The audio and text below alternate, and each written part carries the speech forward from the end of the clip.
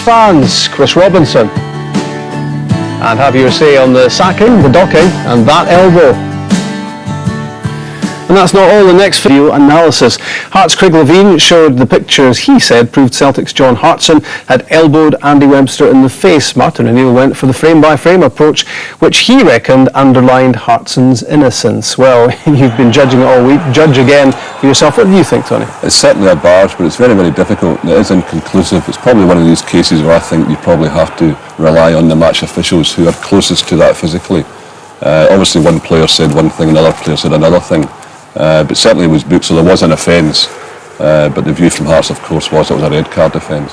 And in terms of using anything other than broadcast footage, that's a difficult area to get into, isn't it? It is, because I was on that committee that decided only in broadcast footage, because you could have fans and other people at games with handheld cameras and video cameras filming players and trying to use it after the game and stuff. You know, stick to your good selves. That was thanks for that. That was your traditional sort of greeting to defenders, anyway, wasn't it? That was a Glasgow kiss, yeah.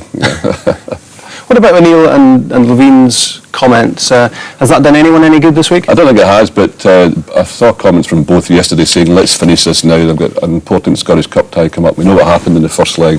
The fans involved with the players threw coins and spitting, etc. It's time to put the lid on this and concentrate on the cup tie. But both managers now accept this should be put to bed. Scottish Premier League goals. Here's part one, which begins with another sleepy Sunday at Tynecastle, which didn't really provide too many talking points. Apart from that is the coin, the spit and the elbow.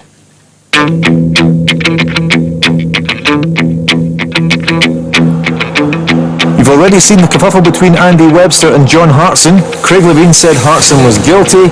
Martin O'Neill said he wasn't. You make up your own mind if you haven't already. Hartson received a yellow card for this, the first of 10 in a game that will be remembered for its off-field incidents as well as its on. Rab Douglas doesn't need charity of this sort. And Craig Gordon should be able to do his job without the need for a raincoat. But apart from all that, there was actually some football to comment on, and Celtic kept the gap at the top at a seemingly unsurmountable 11 points, thanks to Stilian Petrov's 4th goal of the season. The Bulgarian also found his way into Kenny Clark's notebook for his gesture to the home support. But Hearts also played their part in a grumpy but sometimes gripping match. Paul Hartley had the chance to get the Jambos back in it 6 minutes before the break. And just before the hour, the normally solid in front of goal Mark de Vries squandered the best opportunity of the game.